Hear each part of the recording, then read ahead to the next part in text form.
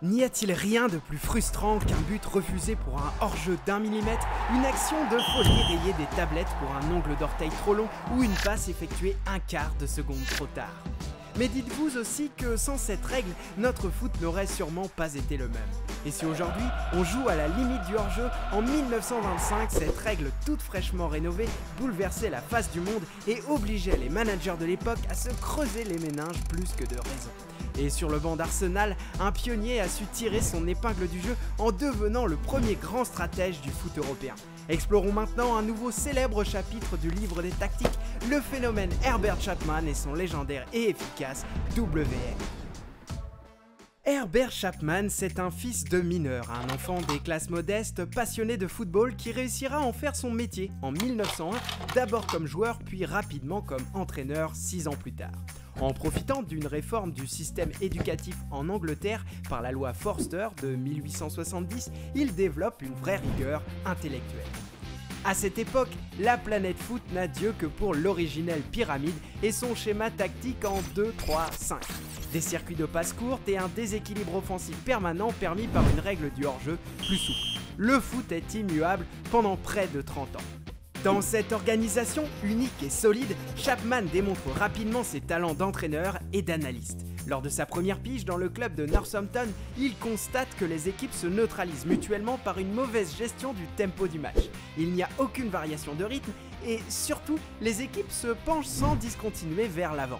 Alors tonton Herbert engage une première innovation, celle d'inciter ses joueurs à naturellement se replier pour user l'adversaire davantage en lui offrant les espaces pour se projeter.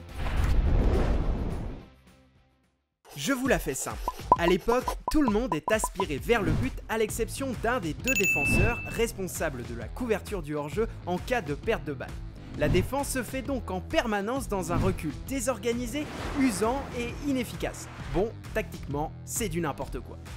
Certes, aujourd'hui la notion de bloc défensif est tellement évidente qu'on pourrait se dire qu'elle n'a pas grand chose à faire dans le grand livre de la tactique, mais en 1907, on parlait bien de l'amorce d'une révolution.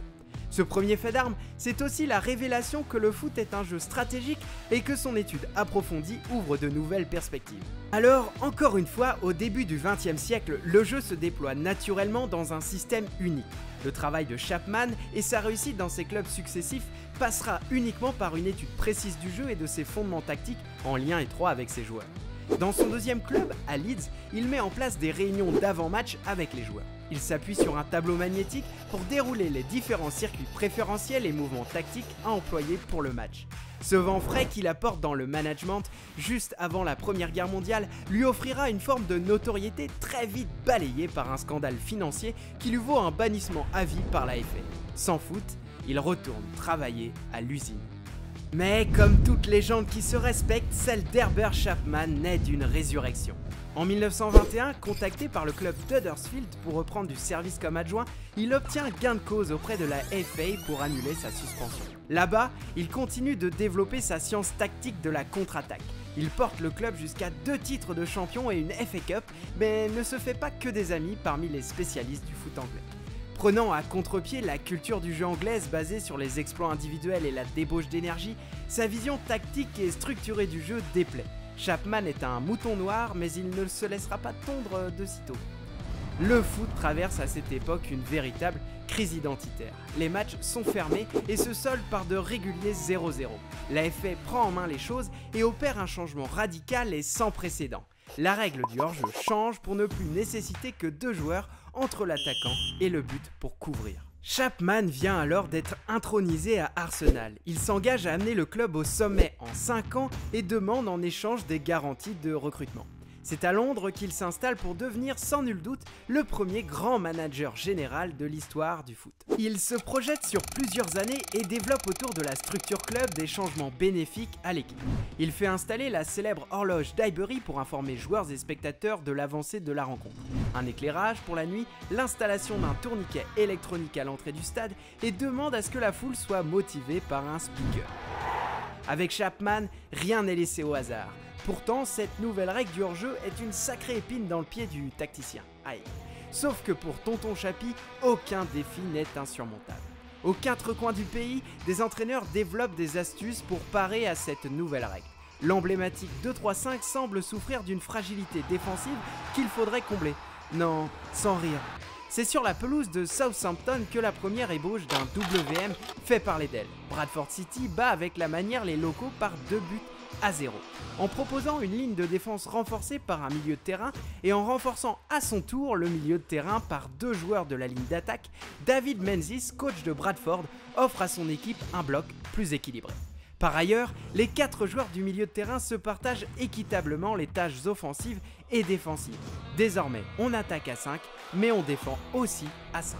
Dans la presse, il est dit que c'est la tactique qui a gagné contre Southampton. Le mot lâché, l'innovation fait le tour du pays jusque sur les tableaux blancs d'Herbert Chapman. Déjà précurseur du glissement d'un milieu de terrain dans la ligne de défense, le manager d'Arsenal, en lien étroit avec ses joueurs, développe un système de marquage propice à son jeu de contre-attaque.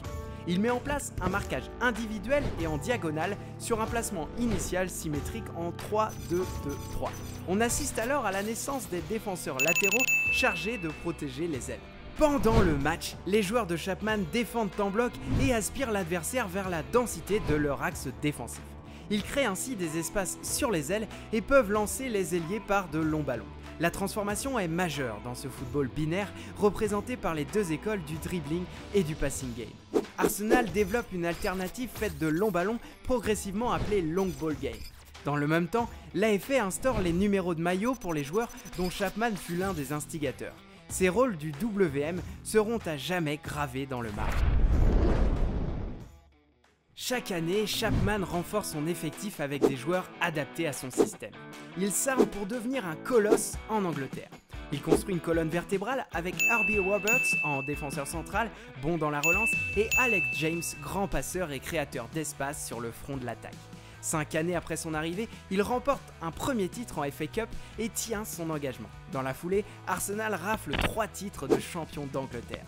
Le jeu des Londoniens est spectaculaire par ses transitions rapides et efficaces. Le WM séduit et est reproduit massivement mais sans succès. En équipe nationale, l'Angleterre reproduit le schéma en 1931 mais avec un seul protégé d'Herbert Chapman pour encadrer la défense. Les Three Lions perdent 2-0 contre l'ennemi écossais. En championnat, les équipes profitent du WM pour fermer le jeu et s'inscrire dans une démarche minimaliste. Chapman est accusé de nuire au football anglais et malgré ses succès avec Arsenal, l'opinion est très partagée. Le culte de la gagne entraîne le WM à sa perte et la révolution Chapman menace de faire plouf. Car oui, Chapman fut le seul jamais capable d'utiliser à bon escient les joueurs dans son WM exigeant et rigoureux. Il meurt d'une pneumonie en 1934 en laissant derrière lui une Angleterre orpheline de son stratège. La lente agonie du foot anglais se met en place. Le football de passe courte s'absente des pelouses au profit du kick and rush. En 1953, c'est une humiliation de l'équipe nationale 6-3 face à la Hongrie qui enterre définitivement le WM. Et maintenant, que retenir de tout ça? Les 3 décennies de vie du WM auront marqué à jamais l'histoire du jeu. Premièrement, parce qu'il fait naître des postes qui sont aujourd'hui le ciment de notre sport. Les rugueux défenseurs centraux et les désormais très offensifs latéraux, les milieux relayeurs et leurs confrères offensifs. Ensuite, le WM, c'est le 2e schéma tactique de l'histoire, rien que ça. Une innovation unique qui a ouvert la porte à tant d'expérimentation et surtout à cette idée que le jeu sait aussi travailler sur les faiblesses de l'adversaire. Enfin, parce que c'est l'histoire d'une confrontation idéologique originelle, le culte de la gagne face au plaisir du beau jeu. Pour Herbert Chapman, c'était un constat amer qu'il dressait à l'époque. Il n'est plus aujourd'hui nécessaire de jouer bien, il faut marquer par tous les moyens possibles. Le bilan de compétences se mesure à la position au classement. Mais nul doute qu'il serait heureux de voir qu'aujourd'hui, le foot moderne se sert avec l'as de la contre-attaque et des transitions rapides. Merci d'avoir regardé ce nouvel épisode des Tactiques du foot. N'hésite pas à nous laisser en commentaire tes impressions, à aimer et partager. A très vite pour une nouvelle vidéo. Ciao!